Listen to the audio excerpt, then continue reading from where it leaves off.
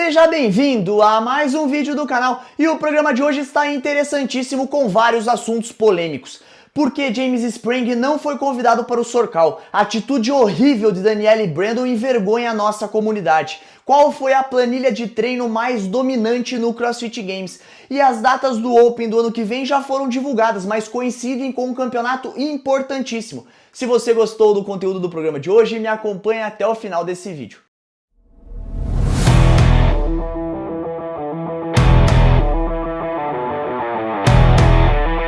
Vamos começar o programa de hoje contando a vocês qual programação de treino dominou o leaderboard do CrossFit Games. Para iniciar esse assunto, eu separei duas programações de treinamento que me surpreenderam muito nessa temporada pela evolução dos atletas e pelo posicionamento dos grandes nomes no leaderboard. Estou falando da Proven e da Brute. E vamos começar falando da Proven, que mostrou uma dominância absurda, principalmente na categoria feminina. O grande nome da marca é Tia Claire Toomey, e mesmo com uma preparação curta, ela conseguiu vencer os games. Um nome que surpreendeu muito foi o de Olivia Kersters, ela que lá em 2023 não fazia parte da equipe e finalizou o games na 16ª. Em 2024 ela nem conseguiu sua classificação, e em 2025, fazendo parte desse programa de treinamento, ela chegou à 3ª colocação do CrossFit Games. E para fechar essa lista, no top 6 ainda tivemos Madeleine Stewart, que surpreendeu muito a competição e também faz parte da equipe.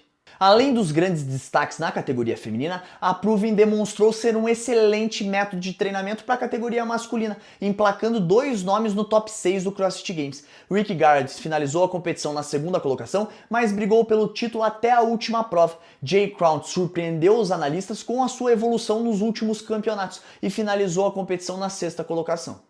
E agora vamos falar da Brute, que vem surpreendendo muito a comunidade do CrossFit, principalmente pela evolução absurda dos seus atletas. E neste ano conseguiu emplacar 3 nomes no top 6 do CrossFit Games na categoria masculina. E o grande destaque dessa equipe é Jason Hopper, que entrou há pouco tempo no grupo após várias reclamações feitas ao seu antigo treinador Matt Fraser pelo excesso de treino que levou o atleta a um overtraining. Ele se adaptou muito com o modelo de programação da Brute e acabou vencendo o CrossFit Games de 2025. E o segundo destaque dessa equipe é James Sprang, ele que saiu de um atleta meio de tabela a campeão do CrossFit Games em 2024. Essa evolução foi tão surpreendente que vários analistas disseram que ele teve sorte pelas mudanças que tivemos no CrossFit Games 2024. Porém, em 2025 ele brigou pelo título o tempo todo, encerrando a sua participação na 3ª colocação e mostrando que a evolução do atleta é sim fruto dessa excelente programação. E o terceiro nome é de Dallin Pepper, ele que sempre foi uma eterna promessa no CrossFit, vem demonstrando uma evolução absurda. Ano passado ficou em 2º, esse ano em 4º,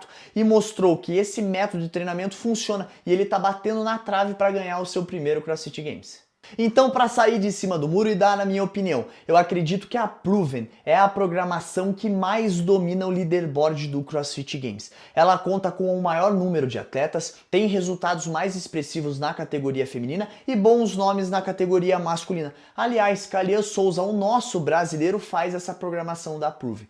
Porém, a Brute vem evoluindo muito, ela mostrou que ela consegue transformar vários atletas em campeões mundiais e pode dominar o cenário nos próximos anos. E agora meu recado vai para você, que ainda não classificou para o Copa Sur, que já domina todos os movimentos e pretende fazer uma planilha de treinamentos. Eu não acho que as planilhas americanas sejam os melhores métodos possíveis para atletas brasileiros.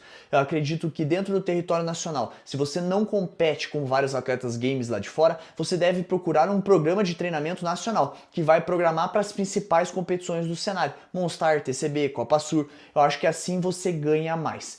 E eu sempre aconselho a todo mundo a fazer a Hércules Funcional, que é a planilha que eu faço e que quando você se torna membro do canal você ganha 15 dias. Eu me adaptei muito com esse modelo e quem quiser fazer parte desse time é só clicar no botão de Seja Membro, se inscrever, testar 15 dias e se curtir, fala com o Coach Ramires que você vai fazer parte desse excelente grupo que forma grandes atletas no cenário nacional. E agora vamos ao segundo bloco do programa de hoje, vamos falar do Team Wodapalooza Sorcal, que é um campeonato muito legal organizado pelo pessoal do Wodapalooza, onde contamos com 2 times de atletas convidados, um time dos atletas norte-americanos e um time do resto do mundo. A competição geralmente é muito legal. O que vem chamando a atenção da comunidade esse ano é a ausência do nome de James Sprang na equipe da América do Norte.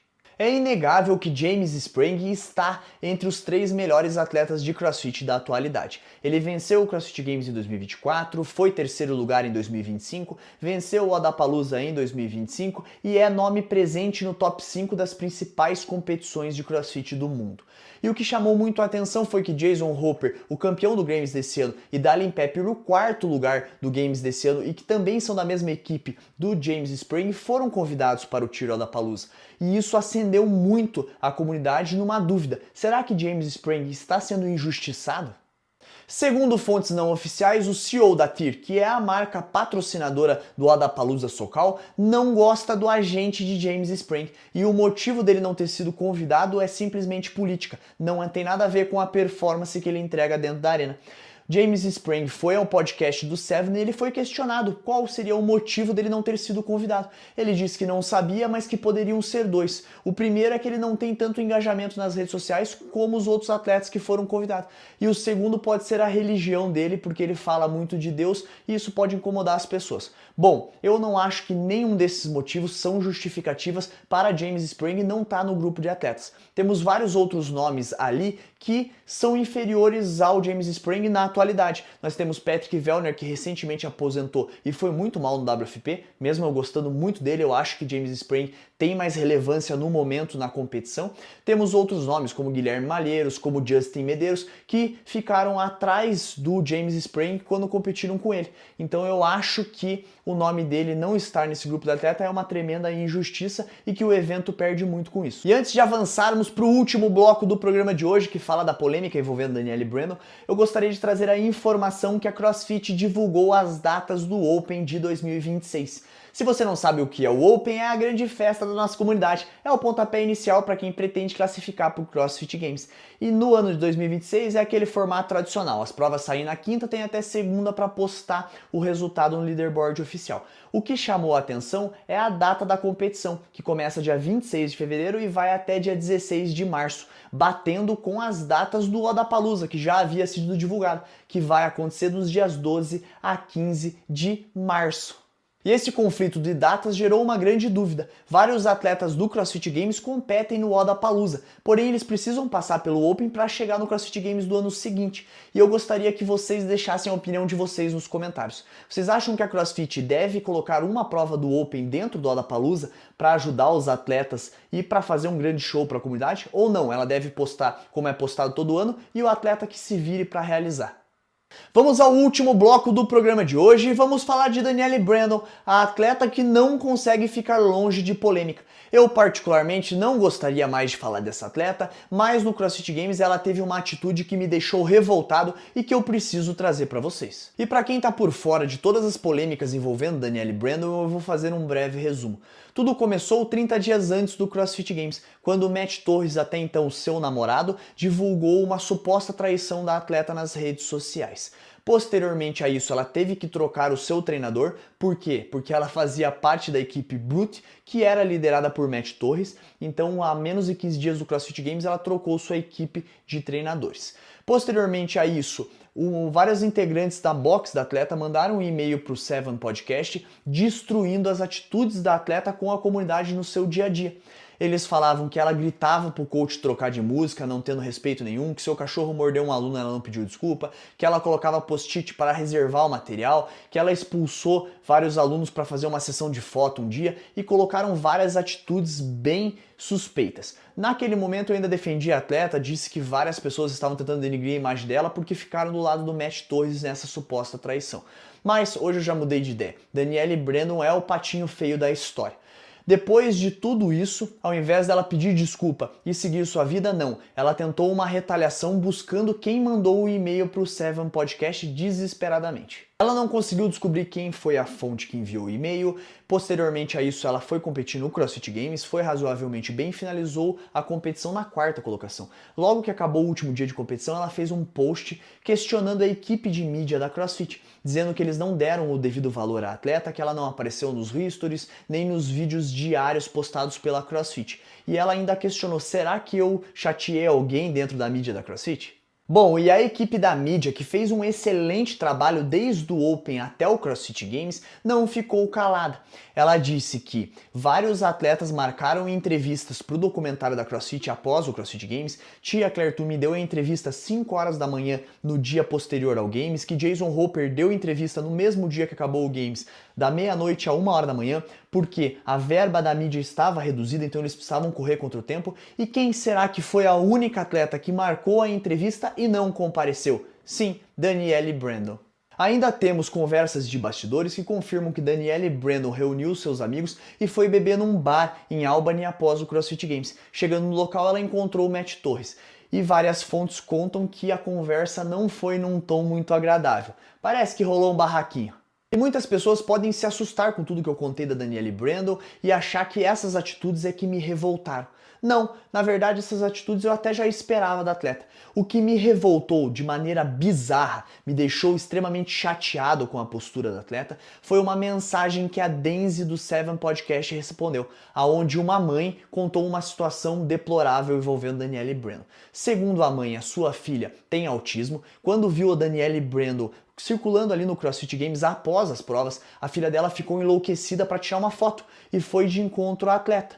A mãe foi atrás, quando a mãe chegou, a Danielle Brandon falou a seguinte questão para ela, falou: controle a sua filha, eu não sou nenhuma instituição de caridade. A mãe ainda conta na mensagem que ela sabe que a filha tem o espectro autista e que ela foi muito ansiosa, tudo, mas que a Danielle Brandon não foi legal, que a filha dela ficou chorando e que não foi uma atitude legal com a comunidade. Eu fiquei extremamente revoltado com toda essa situação. Quando envolve criança, pega o meu ponto fraco. Eu acho que nenhum atleta, de maneira alguma, nem pré-prova, nem durante a prova, pode ter uma atitude dessa com uma criança. Sabendo que era uma criança com autismo, Danielle Brandon, você foi extremamente irresponsável. Você não merece estar no pedestal que a comunidade te colocou. Você simplesmente me envergonha e você envergonha a comunidade do CrossFit. Eu fiquei muito triste com essa situação, eu acho que isso não deve acontecer e sim, pessoal, a gente tem que ter responsabilidade com quem torce pela gente, com quem acompanha nosso trabalho.